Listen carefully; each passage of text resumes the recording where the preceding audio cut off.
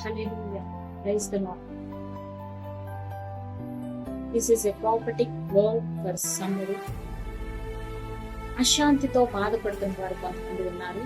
నిత్యము మనసులో తెలియని ఒక భయమును, అలజడిని క్యారీ చేస్తున్న వారు కొంతమంది ఉన్నారండి. ఫ్యామిలీ ప్రాబ్లమ్స్ అయి ఉండొచ్చు, రిలేషన్షిప్ ప్రాబ్లమ్స్ అయి ఉండవచ్చు, జాబ్ చేస్తున్నటువంటి ఏరియాలో మీకు ప్రాబ్లం అయి ఉండొచ్చు.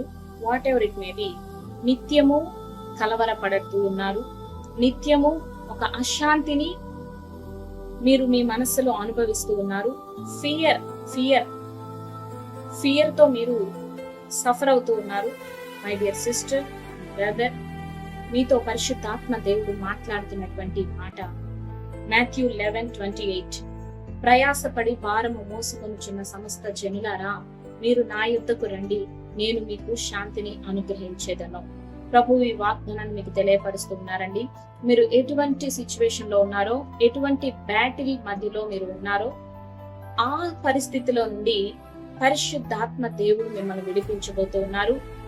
మీరు ఆయన చెంతకు రండి, ఆయన యొద్ద మీ భారమును విడిచిపెట్టండి, ప్రభు ఇచ్చే శాంతిని పొందుకోనండి.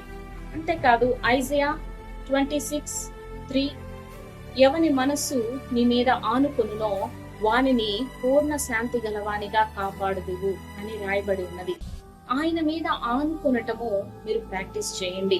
మీ సమస్యలో, మీరు ఎదుర్కొంటున్న బ్యాటిల్లో దేవుని యొద్దకు వచ్చి ఆయన మనస్సు మీద మీరు ఆనుకొనండి. మీ మనసును ఆనుకోనింప చేయండి. ఎందుకంటే ఆయన మీద మీరు ఆనుకున్నప్పుడు ఆయన వలె ప్రతి బ్యాటిల్ ని చూడటం ప్రారంభిస్తారు.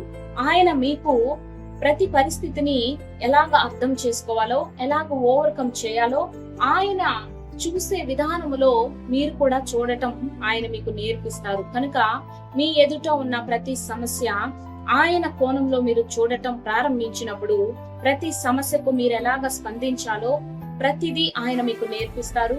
ఆయన మీ ప్రతి ఎమోషన్ ని ఆయన కంట్రోల్లోకి తీసుకొని ఆయన శాంతిని మీకు అనుగ్రహిస్తారు.